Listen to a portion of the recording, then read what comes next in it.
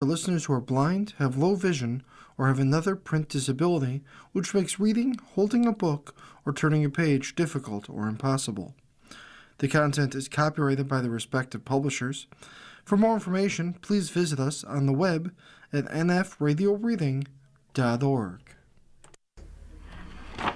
Hi, this is Olivia, and for the next hour, I'll be reading from current issues of the Dunkirk Observer on the Niagara Frontier Radio Reading Service. Forestville hopes for delays to electric bus timeline. New York State's aggressive timeline for the implementation of electric buses in school districts is not forcing immediate action from the Forestville Central School District. After a recent meeting following an electric bus and infrastructure study, Superintendent Dr. John O'Connor stated that the district is holding off as long as it can before making the switch to electric buses. The district will not be purchasing any electric buses before it is required to by state mandates. We've taken the approach that we're going to move at the level the law requires us to move right now, O'Connor said. O'Connor stated the district is still hoping for some reprieve from the state's mandate that schools be fully transitioned to a zero-emission bus fleet by 2035. Prior to that, purchasing diesel buses will be restricted in 2027. While there has been talk of pushing the 2027 cutoff back, the full transition date of 2035 still appears to be in place. O'Connor stated regarding the current timeline, there are some challenges coming with that if the timelines don't change for sure. O'Connor also stated the district's Clean Green Energy Project is targeting a start date of the end of June in order to minimize any potential disruption to students and staff. The project consists of the installation of HVAC systems and mechanical upgrades throughout the district at a total cost of $7,466,977. New rooftop units will be installed at both schools to address heating, air conditioning, and air quality in classrooms, cafeterias, music rooms, and gymnasiums. Windows on the second and third floors of the middle and high school will also be replaced to reduce energy loss, while electrical upgrades will improve efficiency as well. The project, under the New York State Energy Research and Development Authority, NYSERDA,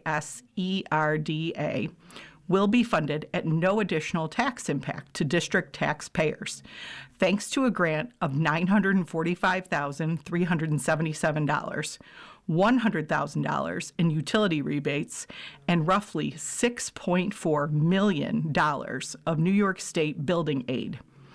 The district has yet to determine how it plans to utilize up to $100,000 available in state funding for a 2027 capital outlay project. More discussion on the matter will be held in the coming months. Threats close Langworthy's Jamestown office. United States Representative Nick Langworthy announced Sunday night that repeated credible threats have forced the temporary closure of his Jamestown office. The safety of my staff and the constituents we serve is my top priority, Langworthy said in a statement. Due to repeated credible threats and calls for violence directed at me and members of staff, starting Monday, my Jamestown district office will remain closed. I am working closely with U.S. Capitol Police and local law enforcement to address these threats and to ensure the appropriate security measures are in place. His office is located in the Fenton Building at 2-6 East Street, room 208. While the physical office will be closed, my team will continue to assist constituents remotely, and all our office's services will remain available, he said. I appreciate the understanding and cooperation of the community as we take these necessary steps to protect everyone involved. We will provide updates regarding the reopening of the Jamestown office as more information becomes available. Last February, The congressman of the state's 23rd district noted an act of vandalism at the Jamestown office that was designed to jam the door and make it impossible for us to enter our office space. Earlier that same month, a package with suspicious powder was delivered to the Clarence office. There have been no charges placed in that incident. The program has just begun yet another spring class recently, which is once again nearly full. State bills would create ICE tracking dashboard. Democrats in the state legislature are eyeing legislation to increase public reporting on immigration enforcement that takes place in New York State.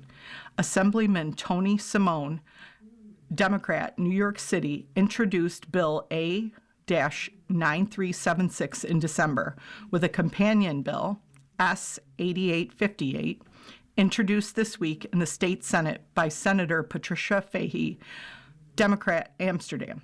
The bill has several co-sponsors, all Democrats in the Senate.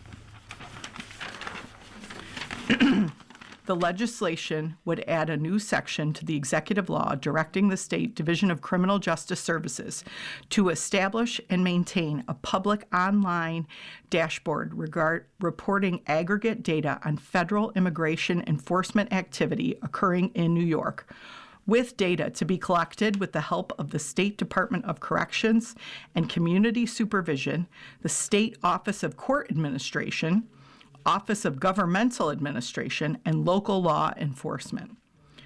The State Division of Criminal Justice Services would be allowed to incorporate publicly available federal data, including FOIA-released data sets, and to enter into data sharing agreements with academic or nonprofit partners for validated aggregate information. This legislation will give New Yorkers a clear, data-driven view of ICE's footprint in the state, Simone and Fahey wrote in their legislative justification.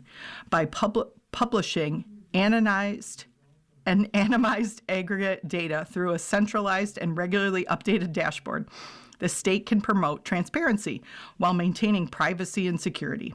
The dashboard will also support policymakers, researchers, and legal aid organizations in identifying trends, assessing compliance with state and local sanctuary policies, and ensuring that immigration enforcement activities are conducted fairly and lawfully.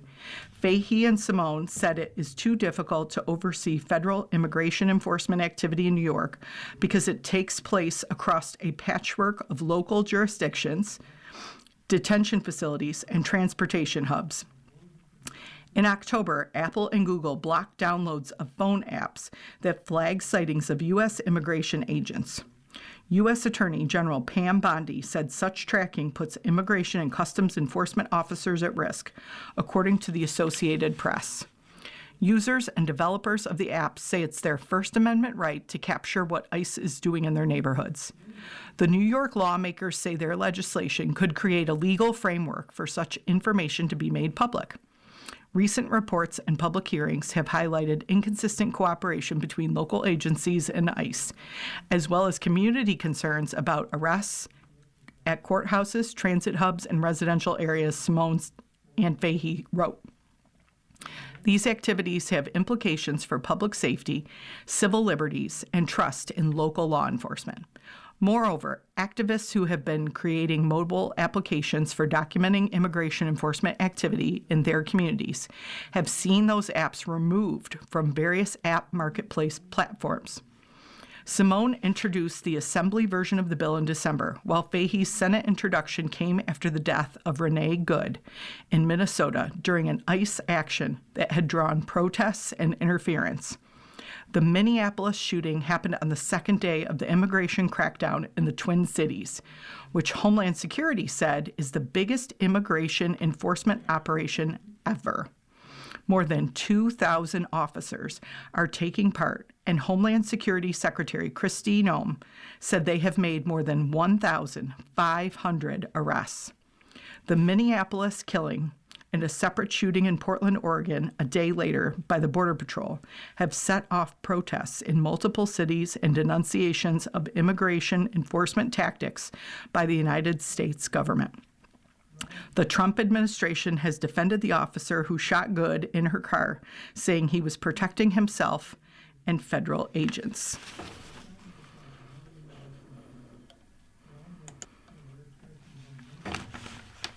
County EMT classes.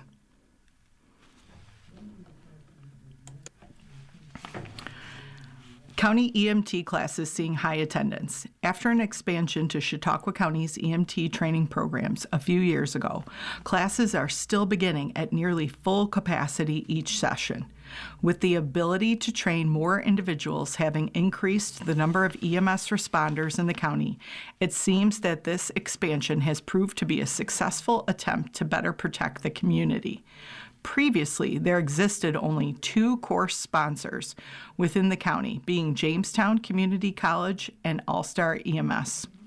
While All-Star typically performs advanced training with JCC covering much of the beginner training, it was clear there was a greater demand for more basic training services in the county.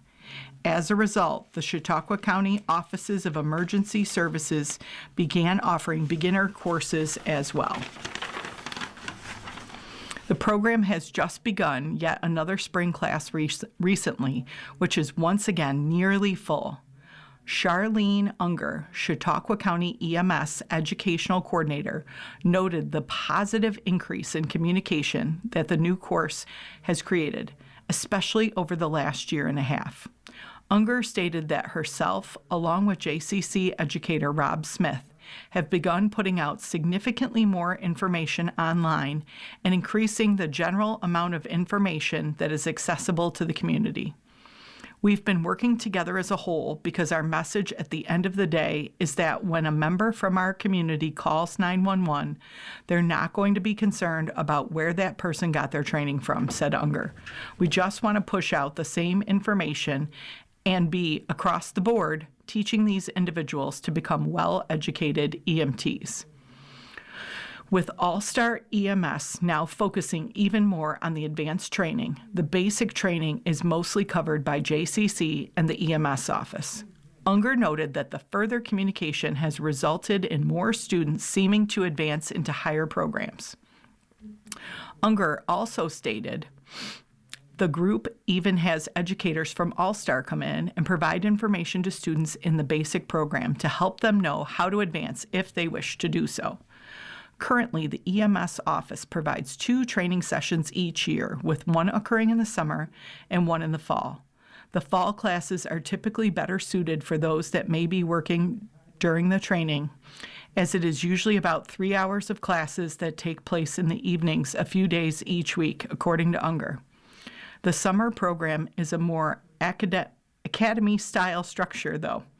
Unger stated that the summer program is about 4 to 5 days each week, with 6 to 8 hour-long days, typically.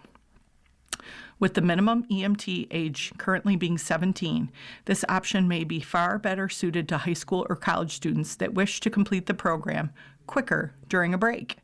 Unger noted that JCC has a spring program and a fall program as well, giving people the option to attend when other courses are not available. It's hard for everyone to get out there and get to every single call and stuff like that. You can do what you can do, said Unger, so just getting out there, even if it's not going into the EMT class, just taking a CPR class, take a Stop the Bleed class, just get out there and be active. Upon completing this coursework, Unger noted that students must take the New York State test to complete their certification. An exciting new development for the organization was being approved as a National Registry course program. Due to this, students will be given the opportunity to take the National EMT test, along with the state one, which will allow their EMT certification to transfer to many different states. While Unger mentioned a noticeable increase in enrollment since the expansion, volunteer and public services are always looking to have more people to further strengthen the county's public protection. For more information, contact 716-753-4020. 825.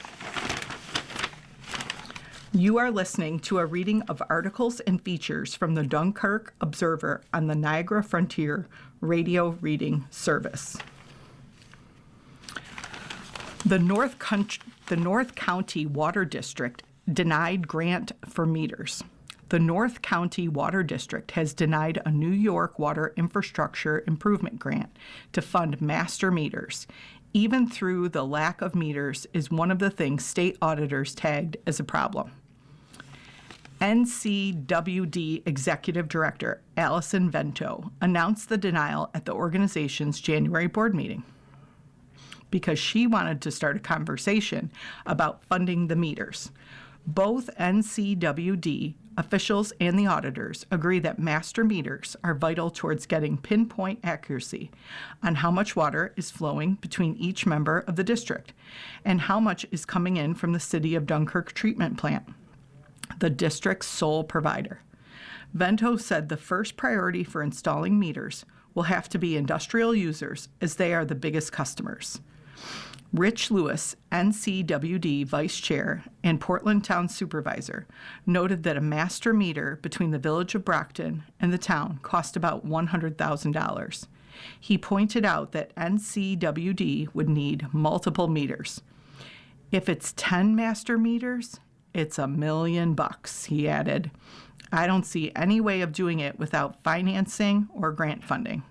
Vento said someone from District Engineers of Record, CPL, suggested reapplying for the grant. However, she does not think that it is a feasible way of funding meters that district officials want to put in this year.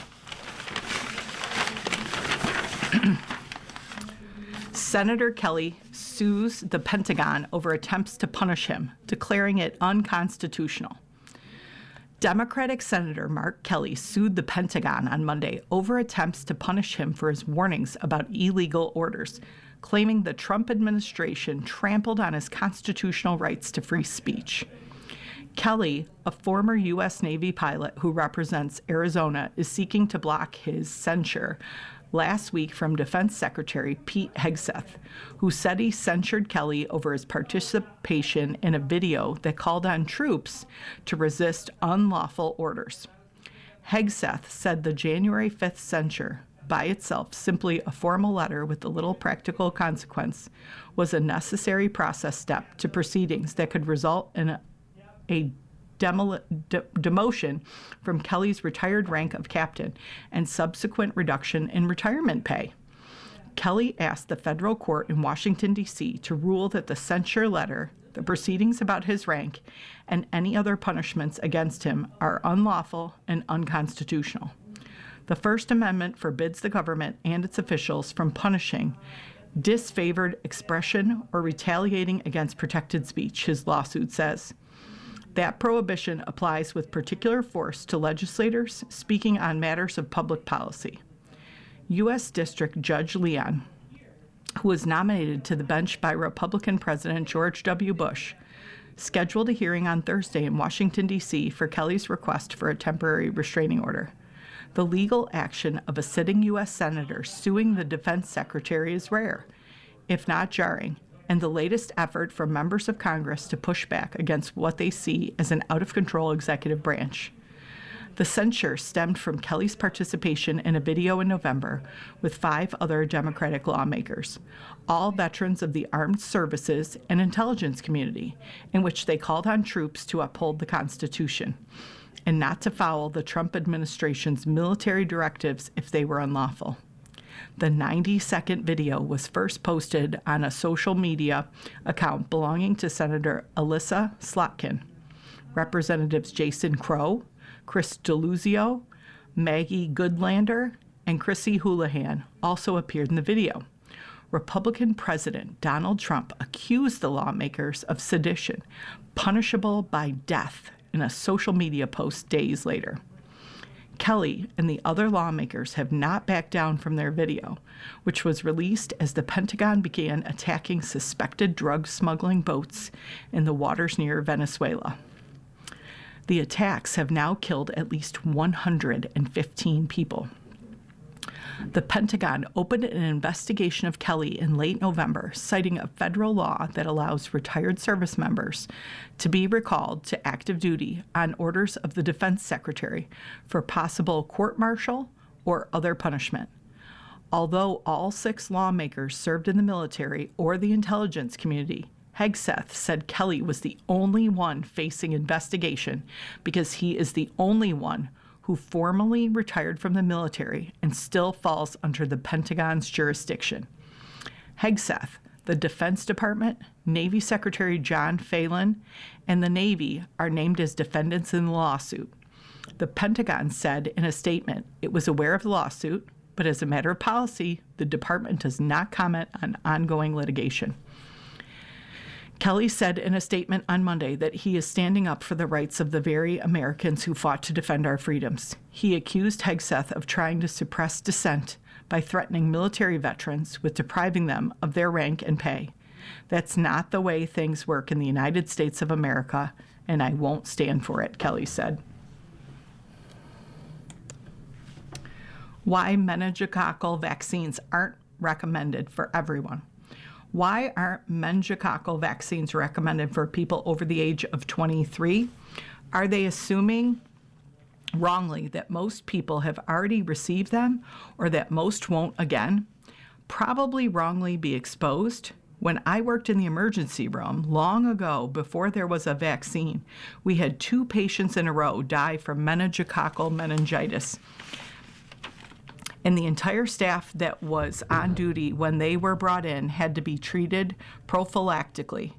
Meningococcal meningitis terrifies me, and I was never vaccinated for it. According to the recommendations, I was already way over the age range when the vaccine came out. Dr. Keith Roach, MD. Meningococcus is indeed a terrifying bacteria. Like you, I have seen people die within hours of its presentation. Even people who survive it may have long-term complications. I can understand wondering why there isn't a recommendation to vaccinate everyone against this disease. A recommendation for a preventative maneuver, such as a vaccination, is made when the benefit is greater than the risk, and when the cost of intervention is worth what society is willing to pay. In the case of the meningococcal vaccine, the vaccine is highly safe and effective. But because the disease is rare, it is only cost-effective when used in people who are at high risk, either due to an increased likelihood of exposure or because of an increased risk of disease due to immune deficiency. The vaccines. There are 2 separate vaccines, one for serogroups ACWY and another for serogroup B, are recommended for adolescents and young adults, especially when they are going to be living close together, such as in a college dormitory where there is a high risk of exposure. Ideally, the first dose of ACWY is given between ages 11 and 12 with a booster dose within 5 years of college entry. The MenB vaccine is given in 2 doses 6 months apart between ages 16 and 18. At the current time, ACWY is recommended for all, while the recommendations for MenB are being discussed. Apart from this recommendation, the vaccine is also given to people with HIV infections, those with no working spleens due to surgery, sickle cell disease, or other cause, people who have a specific immune system problem, complement deficiency, and people who are on drugs that inhibit the complement system, such as eculizumab. Lab workers who are exposed to meningococcus are also recommended for vaccination. The cost effectiveness of meningococcal vaccination is low, meaning that it is very expensive to prevent a case even in college students, and on the order of $10 million to prevent 1 death. It would be much higher for healthy adults who are not living in a dormitory-style setting.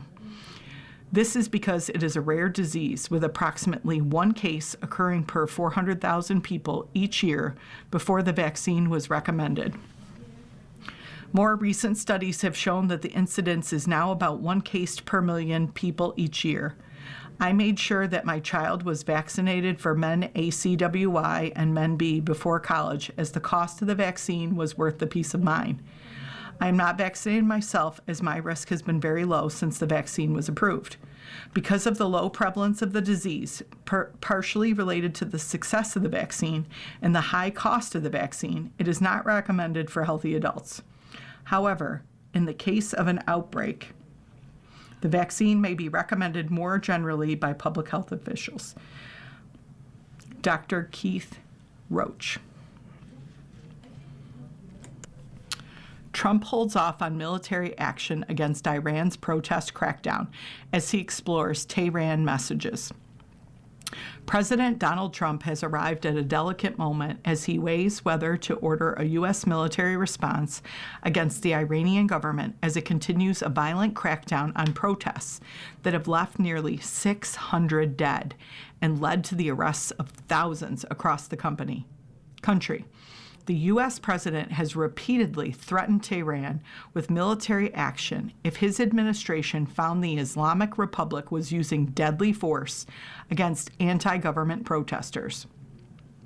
It's a red line that Trump has said he believes Iran is starting to cross and has left him and his national security team weighing very strong options. But the U.S. military, which Trump has warned Tehran is locked and loaded, appears, at least for the moment, to have been placed on standby mode as Trump ponders next steps, saying that Iranian officials want to have talks with the White House. What you're hearing publicly from the Iranian regime is quite different from the messages the administration is receiving privately, and I think the president has an interest in exploring those messages, White House Press Secretary Caroline Leavitt told reporters Monday. However, with that said, the president has shown he's unafraid to use military options if and when he deems necessary, and nobody knows that better than Iran. Hours later, Trump announced on social media that he would slap 25% tariffs on countries doing business with Tehran, effective immediately. His first action aimed at penalizing Iran for the protest crackdown, and his latest example of using tariffs as a tool to force friends and foes on the global stage to bend to his will. China, the United Arab Emirates, Turkey, Brazil, and Russia are among economies that do business with Tehran. The White House declined to offer further comment or details about the president's tariff announcement. The White House has offered scant details on Iran's outreach for talks, but Leavitt confirmed that the president's special envoy, Steve Witkoff, will be a key player engaging Tehran. Meanwhile, Vice President J.D. Vance, Secretary of State Marco Rubio, and key White House National Security Council officials began meeting Friday to develop a suite of options, from a diplomatic approach to military strikes, to present to Trump in the coming days, according to a U.S. official familiar with the International Administration deliberations. The official was not authorized to comment publicly and spoke on the condition of anonymity. Trump told reporters Sunday evening that a meeting is being set up with Iranian officials, but cautioned that we may have to act because of what's happening before the meeting. We're watching the situation very carefully, Trump said. Can the protests be sustained? Demonstrations in Iran continue, but analysts say it remains unclear just how long protesters will remain on the street. An internet blackout imposed by Tehran makes it hard for protesters to understand just how widespread the demonstrations have become, said Vali Nasser, a State Department advisor during the early part of the Obama administration, and now professor of international affairs and Middle East studies at Johns Hopkins University. It makes it very difficult for news from one city or pictures from one city to incense or motivate action in another city, Nasser said. The protests are leaderless. They're organizationless. They are actually genuine eruptions of popular anger. And without leadership and direction and organization, such protests, not just Iran, everywhere in the world, it's very difficult for them to sustain themselves. Meanwhile, Trump is dealing with a series of other foreign policy emergencies around the globe. It's been just over a week since the U.S. military launched a successful raid to arrest Venezuela's Nicolas Maduro and remove him from power. The U.S. continues to mass an unusually large number of troops in the Caribbean Sea. Trump is also focused on trying to get Israel and Hamas onto the second phase of a peace deal in Gaza and broker an agreement between Russia and Ukraine to end the nearly 4-year war in Eastern Europe. You are listening to a reading of articles and features from the Dunkirk Observer on the Niagara Frontier Radio Reading Service. But advocates urging Trump to take strong action against Iran say this moment offers an opportunity to further diminish the theocratic government that's ruled the country since the Islamic Revolution in 1979. The demonstrations are the biggest Iran has seen in years. Protests spurred by the collapse of Iranian currency that have morphed into a larger test of Supreme Leader Ayatollah Ali Khamenei's repressive rule.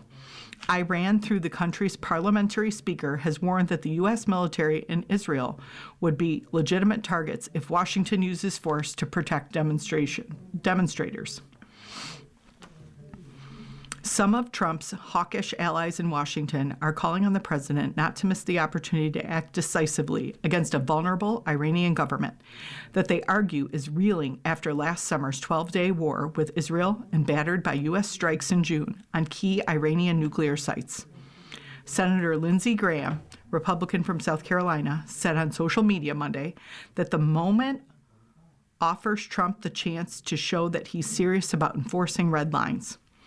Graham alluded to former Democratic President Barack Obama in 2012 setting a red line on the use of chemical weapons by Syria's Bashar Assad against his own people, only not to follow through with U.S. military action after the then Syrian leader crossed the line the following year.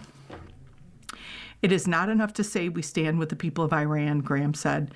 The only right answer here is that we act decisively to protect protesters in the street and that we're not Obama, proving to them we will not tolerate their slaughter without action. Former Republican House Speaker Newt Gingrich, another close Trump ally, said the goal of every Western leader should be to destroy the Iranian dictatorship at this moment of its vulnerability. In a few weeks, either the dictatorship will be gone or the Iranian people will have been defeated and suppressed, and a campaign to find the ringleaders and kill them will have begun, Gingrich said in an X post. There is no middle ground. Indeed, Iranian authorities had managed to snuff out rounds of mass protests before, including the Green Movement, following the disputed election in 2009, and the Women Life Freedom protests that broke out after 22-year-old Mahsa Amini died in custody of the state's morality police in 2022. Trump and his national security team have already begun reviewing options for potential military action, and he is expected to continue talks with his team this week. Behnam Ben Nalablu, senior director of the Iran program at the Foundation for Defense of Democracies, a hawkish Washington think tank, said there is a fast diminishing value to official statements by the president promising to hold the regime accountable, but then staying on the sidelines. Trump, Talablu noted, has shown a desire to maintain maximum flexibility rooted in unpredictability as he deals with adversaries.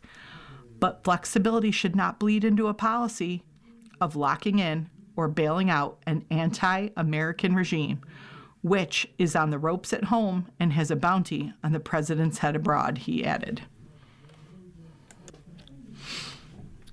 Spotlighting strong hoop starts in area. Many in the area have their attention in the sports world on the Buffalo Bills after the exciting win over Jacksonville Jaguars in the wild card round. But there is reason to be excited when it comes to boys high school basketball in the North County.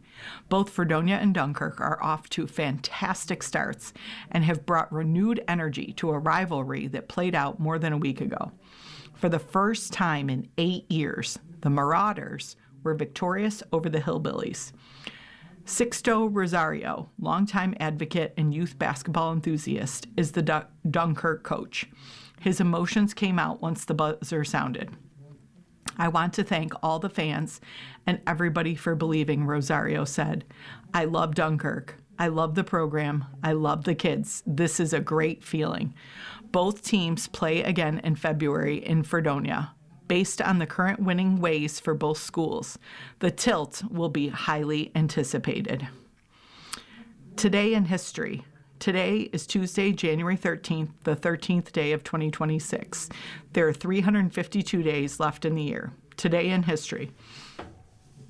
January 13th, 2021, President Donald Trump was impeached by the U.S. House over the violent January 6th siege of the Capitol, becoming the only president twice impeached.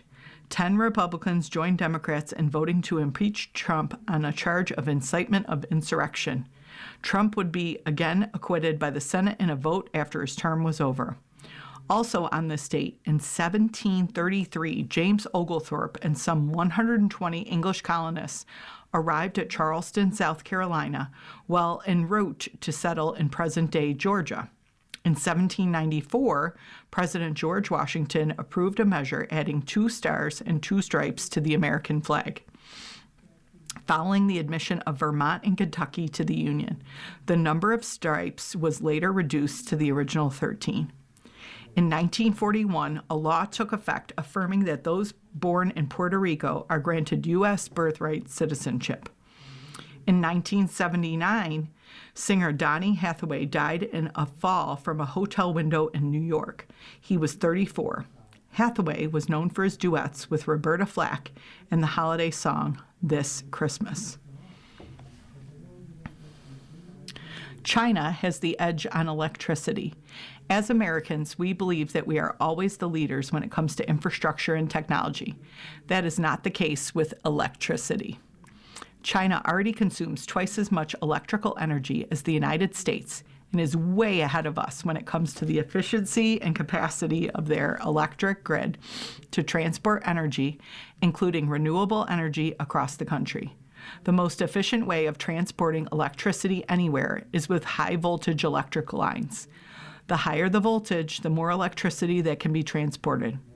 It is hard to build such lines in the United States. People want electricity as long as they aren't impacted by high-tension electric lines.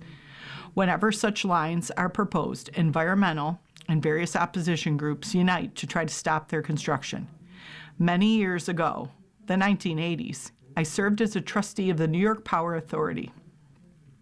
The authority at the time has constructed a high-voltage 765 kilowatt transmission line from the Canadian border to the Utica, New York area to bring in renewable hydroelectricity from Quebec. The only way we were able to continue that line to the New York City area was to agree to reduce the voltage to 345 kV and build 2 parallel lines of towers and wire from Utica down to Westchester County. China has no such restrictions when it comes to building transmission lines. It is a dictatorship, and the government can do pretty much what it wants to. We now have in the United States a total of about 2,000 miles of high-voltage lines. In China, they have a total of 22 ultra-high voltage lines, 1,000 kV, and one of them by itself is 2,000 miles long and runs most of the way across China. China outproduces us with renewable electric energy, but it also produces immense amounts of electricity with its coal-fired power plants. China uses more coal than the rest of the world combined. Its greenhouse gas emissions are greater than the United States and European Union combined. Yet when it comes to electrification itself, the driving energy resource of the future, the Chinese are light years ahead of us. This also means, of course, that they are able to manufacture goods and products for export at costs greatly lower than we can in this country. And that brings us to tariffs. We can try to squeeze more from the Chinese by imposing tariffs on them, costs which are ultimately paid by the American consumer. But that doesn't address the deficiencies of our own energy system when it comes to manufacturing and the cost of producing goods here. One of the biggest deficiencies is our lack of efficient electrical transmission lines in this country. The electrical system in the United States has been built on a state-by-state lower voltage model. What we need is a national electrical transmission system like our interstate highway system. Will we ever get there? Not, it seems, in the near future. In the meantime, The Chinese will keep eating our lunch when it comes to the efficiency of their electrical infrastructure as compared to ours. The article was written by Roland Kidder as a Stowe resident. A man dies in a pedestrian accident. A Jamestown resident died Saturday after a car-pedestrian accident on Falconer Street near Bowen Street. Jamestown police reported Monday that officers responded to the scene at 6:08 p.m. Saturday on Falconer Street to find a man had been hit by a motor vehicle. Officers found Kendall R. Bell, 51, lying in the road unresponsive. Officers tried to provide life-saving measures until Jamestown firefighters and All-Star Ambulance EMTs arrived on scene. Bell was taken to UPMC Chautauqua at WCA and then to UPMC Hammett in Erie. Bell passed away around 8:15 a.m. Sunday. The operator of the vehicle that struck Bell and called 911 is cooperating with the investigation as investigators continue to look into the incident. Investigators are searching the area for video footage and are asking community members who reside in the area of Lillian Dickinson Park to contact the Jamestown Police Department at 716-483-7536 if they have footage of the incident. There were 29 accidents involving pedestrians on Jamestown streets in 2024, including 13 injuries, according to the Jamestown Police Department's 2024 annual report. That was a 6-year high and the most in the city since 24 accidents involving pedestrians in 2022. The department's 2025 report hasn't been finished and released to the public yet. A homeless woman was charged after a break-in. A homeless woman faces charges after allegedly breaking into a business Friday. Bree A. Wilkins Carlson, 34, was charged with third-degree criminal mischief and third-degree criminal trespass at 12:14 p.m. Friday after officers responded to a report of a possible burglary in progress at a business on the west side of the city. Wilkins Carlson was allegedly seen by officers exiting a window of the property. She had allegedly broken 2 windows at the property. Wilkinson Carlson was charged and taken to the city jail until she could be arraigned. Meta names former Trump advisor Dina Powell McCormick as president and vice chairman. Facebook owner Meta has named Dina Powell McCormick, a former Trump administration advisor and long-term financial executive, as president and vice chairman of the tech giant. Powell McCormick previously served on Meta's board of directors, where the company notes she was deeply engaged in accelerating its official intelligence push across platforms. In her new management role, Meta says Powell McCormick will help guide its overall strategy, including the execution of multi-billion-dollar investments. The news announced Monday quickly gained the applause of U.S. President Donald Trump. In a post on his social media platform, Truth Social, the Republican president said the move was a great choice by Meta CEO Mark Zuckerberg and noted that Powell McCormick had served the Trump administration with strength and distinction. Zuckerberg said in a statement that Powell McCormick's experience in global finance, combined with her deep relationships around the world, made her uniquely suited to help Meta in its future growth. Powell McCormick is a veteran of 2 presidential administrations and the Republican National Committee. She worked as a national security advisor at the start of Trump's first term and also held roles in the White House and the Secretary of State's office under President George W. Bush. She is married to U.S. Senator David McCormick, who served in high-level positions in the Commerce and Treasury departments under Bush before he joined hedge fund Bridgewater Associates and rose to become CEO. And Powell McCormick has a long background in finance. She spent 16 years in senior leadership at Goldman Sachs, but was most recently vice chair, president, and head of global client services at Merchant Bank, BDT, and MSD Partners. She's also held a handful of other corporate board positions, including at oil giant ExxonMobil. According to a securities filing, Powell McCormick had previously resigned from Meta's board in December, 8 months after joining as a director.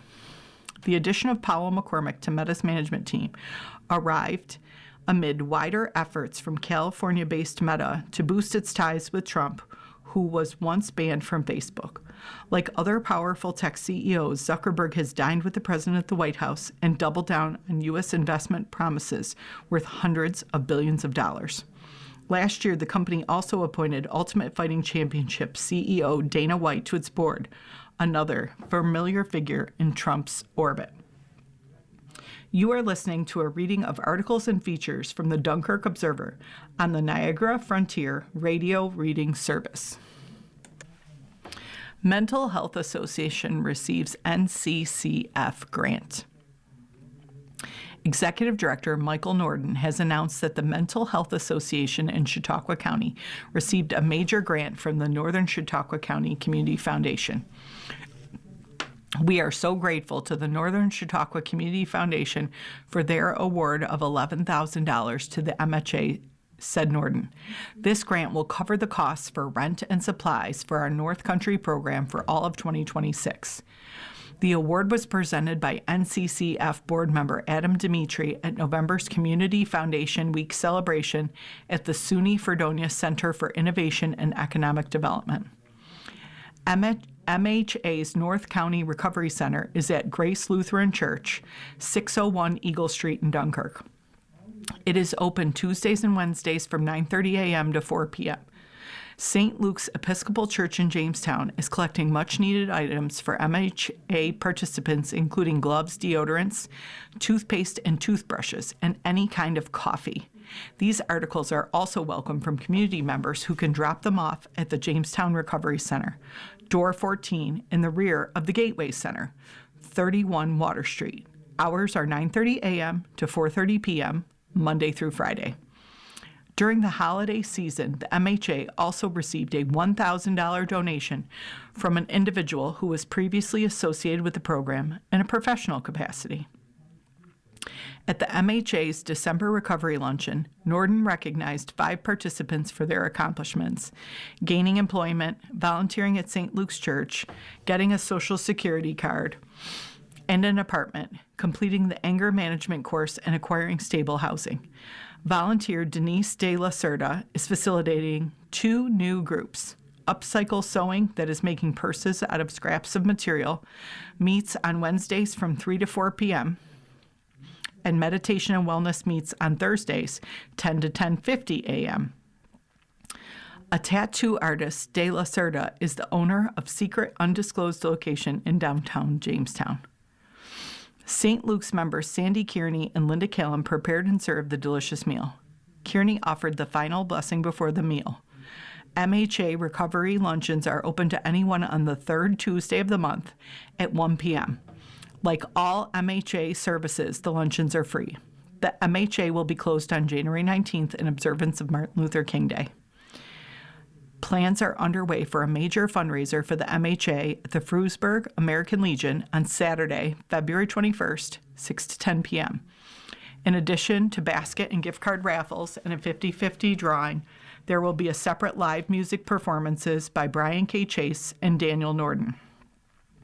The Mental Health Association in Chautauqua County is a peer recovery center offering support groups and individual coaching for people looking to improve their lives, deepen wellness, thrive in recovery, or support those on a recovery path.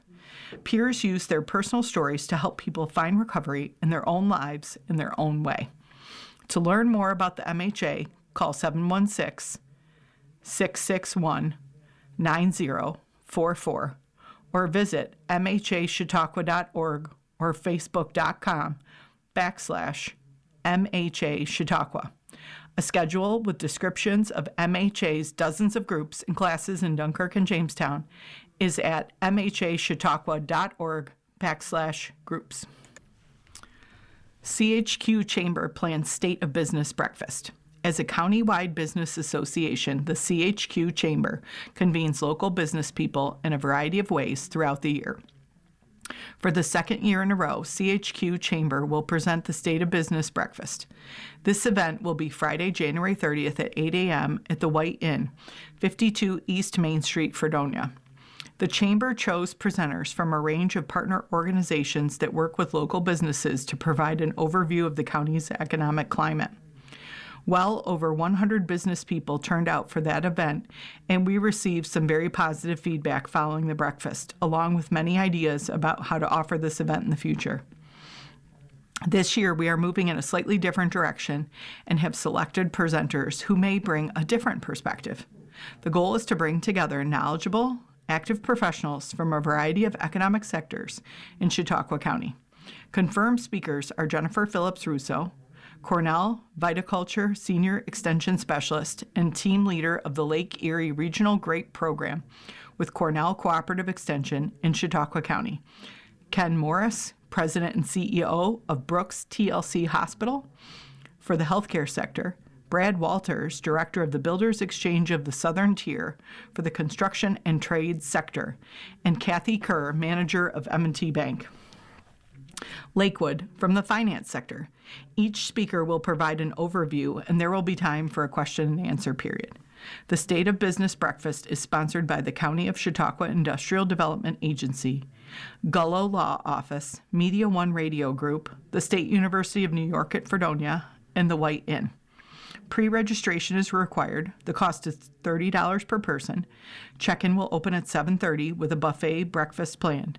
The program will begin shortly after 8 a.m. Registration is open now through the Chamber's web calendar at www.chqchamber.org/events.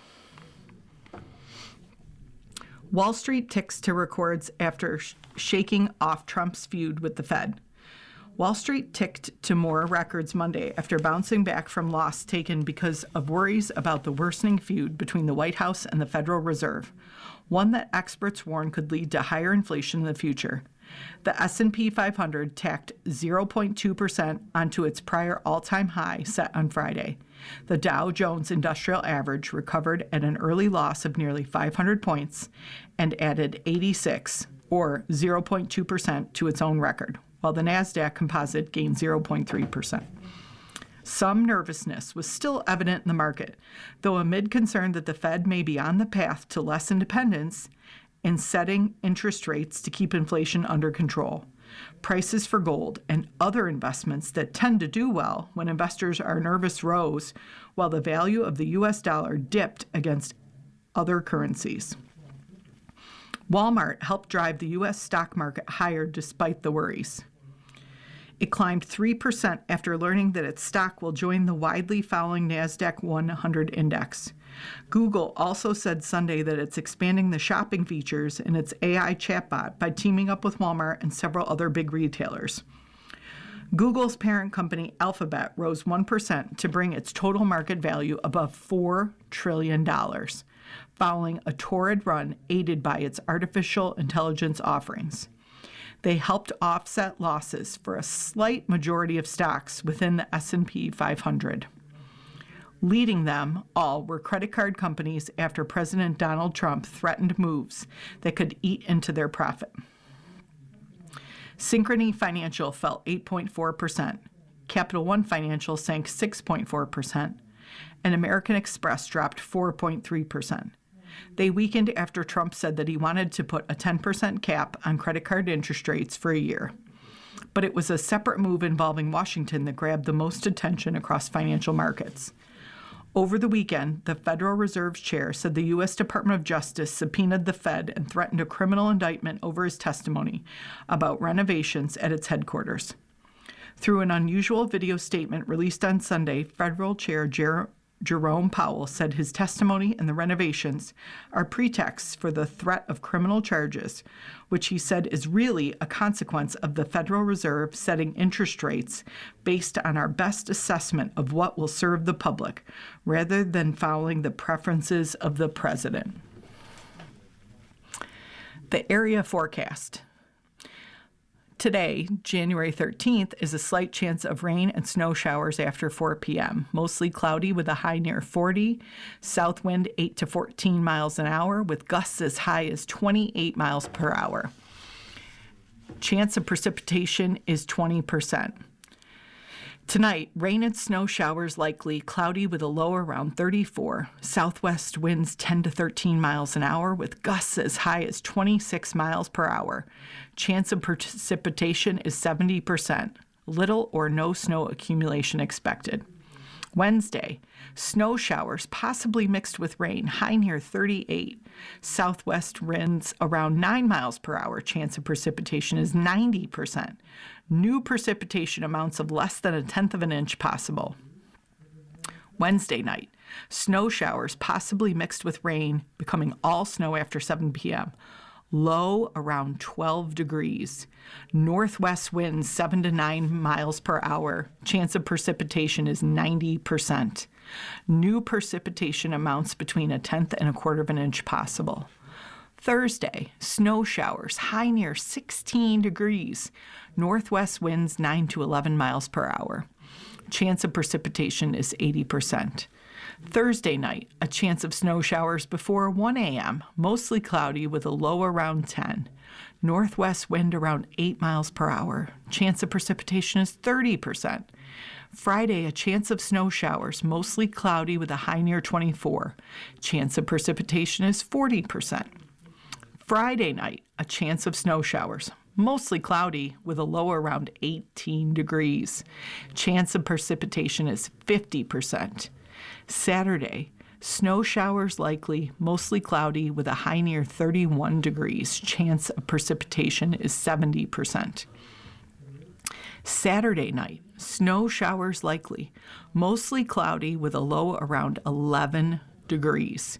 The chance of precipitation is 60%. Sunday, a chance of snow showers, partly sunny with a high near 19 degrees. Chance of precipitation is 50%. You have been listening to a reading of articles and features from current issues of the Dunkirk Observer. We read from the Dunkirk Observer every Saturday at noon. Your reader has been me, Olivia. Thank you so much for listening. Coming up next in the Niagara Frontier Radio Reading Service, we have a reading of our Northtown Bee papers, which includes Amherst, Clarence, Cheektowaga, Depew, and Lancaster. At 2 o'clock, we have our Southtown papers, which is the Orchard Park Bee, East Aurora Bee, West Seneca Bee, and Hamburg Sun. Following that, at 3 o'clock is the Ampole Eagle. Stay with us.